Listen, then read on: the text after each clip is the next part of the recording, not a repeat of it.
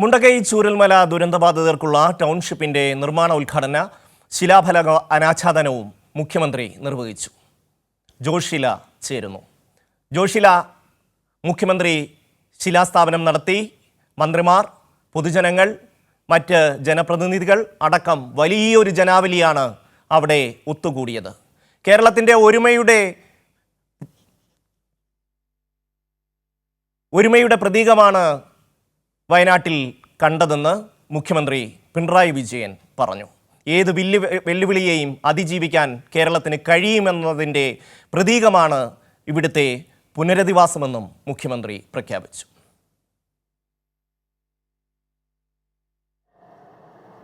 ഒരുമയുടെ കരുത്താണ് ഇന്നിവിടെ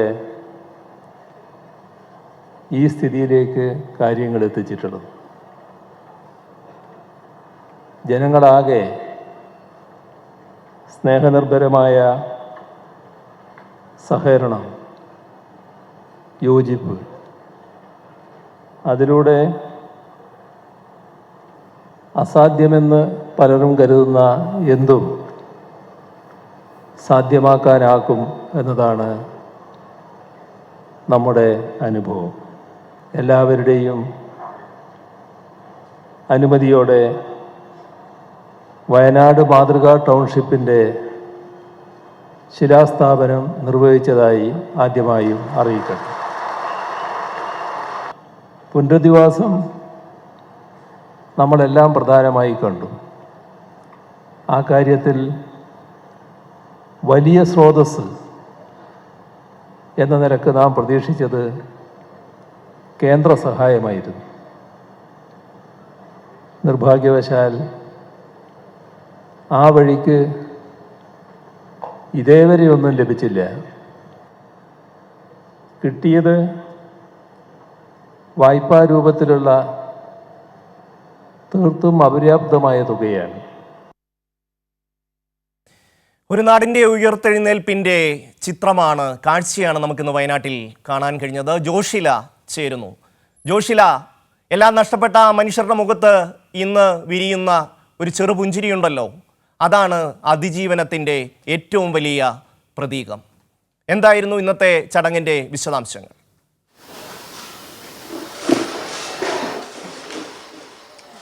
ഷമി സൂചിപ്പിച്ചതുപോലെ തന്നെ അവരുടെ ഉള്ളിൽ നിറഞ്ഞ, മുഖത്ത് വിരിഞ്ഞ ആ ചിരി തന്നെയായിരുന്നു ഈ ഒരു പുനരുജ്ജീവനത്തിൻ്റെ അല്ലെങ്കിൽ പുനരധിവാസത്തിൻ്റെ ഏറ്റവും വലിയ പ്രതീകം എന്ന് പറയുന്നത്. അവരെല്ലാവരും തന്നെ ആശ്വാസത്തിൻ്റെ പാതയിലായിരുന്നു എന്നുള്ളതാണ്. നമ്മളൊരു വീട്ടിലേക്ക് മാറുന്നു, സ്വന്തം വീട്ടിലേക്ക് മാറുന്നു എന്നുള്ള ഒരു ആശ്വാസത്തിലായിരുന്നു അവരെല്ലാവരും. അതിൻ്റെ ഒരു തുടക്കം എന്നുള്ള നിലയിൽ എല്ലാവരും ഇവിടേക്ക് ചേർന്നിരുന്നു. വലിയ ഒരു ബഹുജന പങ്കാളിത്തത്തോടു കൂടി തന്നെയാണ് ഇതിൻ്റെ ടൗൺഷിപ്പിൻ്റെ തറക്കല്ലിടൽ ചടങ്ങ് നടന്നത്. മുഖ്യമന്ത്രി പറഞ്ഞ വാക്കുകളാണ് അതിലേറെ ആശ്വാസകരമായത്. മുഖ്യമന്ത്രിയും മന്ത്രി കെ രാജനും അടക്കമുള്ള ആളുകൾ ഇവിടെ പ്രസംഗിച്ച കാര്യങ്ങൾ അതവർക്ക് കൂടുതൽ ആത്മവിശ്വാസമേകി എന്നുള്ളതാണ്. മുഖ്യമന്ത്രി ഓരോ കാര്യങ്ങളായി എടുത്തു പറഞ്ഞുകൊണ്ടാണ് ഇന്നത്തെ പ്രസംഗം മുഴുമിപ്പിച്ചത് എന്നുള്ളതാണ്. അന്ന് ആ ദുരന്തമുഖം ജൂലൈ 30 മനുഷ്യൻ നമ്മൾക്ക് മറക്കാനാവാത്ത ദുഃഖം സമ്മാനിച്ച ദിവസമായിരുന്നു ആ ജൂലൈ 30 എന്ന് പറയുന്ന ദിവസം. അതിനുശേഷം ഇങ്ങോട്ട് ആ ദുരന്തത്തിൽ നമ്മളുടെ ഏക പ്രതീക്ഷ അല്ലെങ്കിൽ സ്രോതസ്സായി കണ്ടിരുന്നത്, സാമ്പത്തിക സ്രോതസ്സായി കണ്ടിരുന്നത് കേന്ദ്രത്തെയായിരുന്നു പ്രതീക്ഷിച്ചത്. എന്നാൽ ഇതുവരെ കേന്ദ്രം ഒന്നും തന്നെ തന്നില്ല. തന്നത് വായ്പയായിരുന്നു. അത് അപര്യാപ്തമാണ്. ദുരന്തമുഖത്ത് ഏറ്റവും അപര്യാപ്തമായ തുകയാണ് കേന്ദ്രം തന്നത് എന്നുള്ള കാര്യം അദ്ദേഹം പറഞ്ഞു. എന്നാൽ പോലും നമ്മൾ ഒന്നും പ്രതീക്ഷ കൈവിടാതെ മുന്നോട്ട് പോയി. ആ മുന്നോട്ടുള്ള പോക്ക് ഇനി എന്താണ് ലഭിക്കുക എന്ന്, കേന്ദ്രത്തിൽ നിന്ന് ഇനി എന്താണ് ലഭിക്കുക എന്ന് പറയാനാവില്ല. കാരണം കഴിഞ്ഞകാല അനുഭവം നമ്മുടെ മുന്നിലുണ്ട് എന്ന് മുഖ്യമന്ത്രി സൂചിപ്പിക്കുകയുണ്ടായി. ഈ പദ്ധതി ഏറ്റെടുത്തത് ഏറ്റവും വലിയ സാമ്പത്തിക ഞെരുക്കത്തിനിടയിലാണ് സർക്കാർ ഈ ദുരന്ത ബാധിതരെ പുനരുജ്ജീവിപ്പിക്കാനുള്ള പദ്ധതി ഏറ്റെടുത്തത് എന്നുള്ളതാണ്. പുനരധിവാസത്തിനുള്ള പദ്ധതി ഏറ്റെടുത്തത് എന്നുള്ളതാണ്. പക്ഷേ അത് ബാധകമാകാത്ത വിധം മുന്നോട്ട് പോകാനായി, സാമ്പത്തിക പ്രയാസങ്ങൾ ബാധിക്കാത്ത വിധം മുന്നോട്ട് പോകാനായി, ഇതൊക്കെ എങ്ങനെ സാധ്യമായി എന്ന ചോദ്യത്തിന് ഒരു ഉത്തരം മാത്രമേ ഉള്ളൂ. അതാണ് മുഖ്യമന്ത്രി പറഞ്ഞത്. നമ്മുടെ നാടിൻ്റെ മനുഷ്യത്വമാണ് എന്നുള്ളതാണ് ആ ഉത്തരം.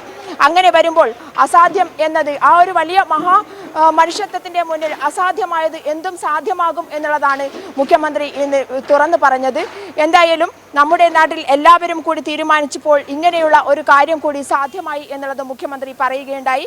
രക്ഷാപ്രവർത്തനം നടത്തിയത് എടുത്തു പറയേണ്ടതാണ്. രക്ഷാപ്രവർത്തകരായി നാടിന്റെ നാനാഭാഗത്തു നിന്നും ആളുകൾ ഇവിടേക്ക് എത്തിച്ചേർന്നു.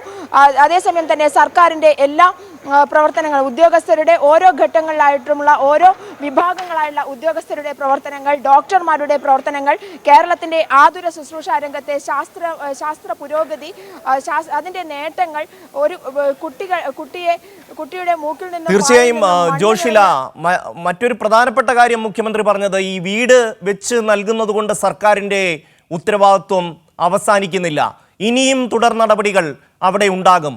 അതായത് ഈ മനുഷ്യരുടെ ഭാവിയിലെ ജീവിതത്തിലും ഒരു കരുതൽ സർക്കാരിന്റെ ഭാഗത്തു നിന്ന് ഉണ്ടാകുമെന്ന് ഉറപ്പുകൂടി മുഖ്യമന്ത്രി അവിടെ നൽകിയിരുന്നു. ജോഷില. തീർച്ചയായും ഷമി, മുഖ്യമന്ത്രി കഴിഞ്ഞ കാലത്തുള്ള ഓർമ്മകൾ മാത്രമല്ല അതിനെ അതിജീവിച്ചത് എങ്ങനെയെന്ന് വിശദീകരിക്കുകയും അതുപോലെ തന്നെ ടൗൺഷിപ്പ് എന്നുള്ള ഒരു കാര്യം അത് ഒരു വീട് നൽകി അവസാനിപ്പിക്കലല്ല, അവരുടെ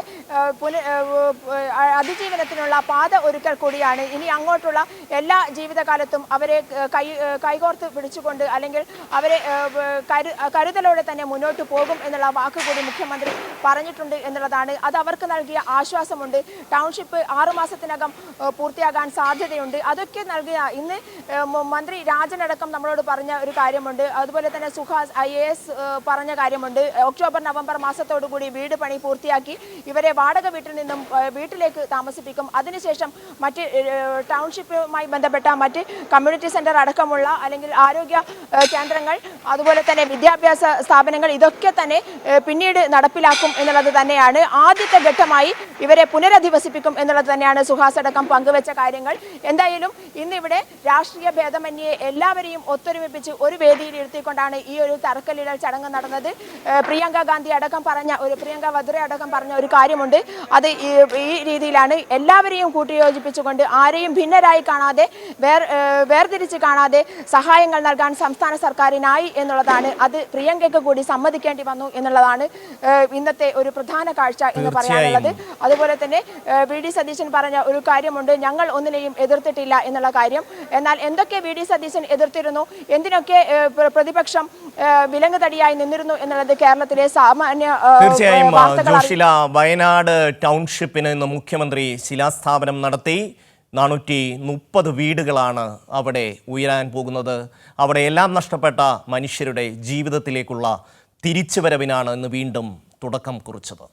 ജോഷിലയാണ് വിശദാംശങ്ങൾ നൽകിയത്.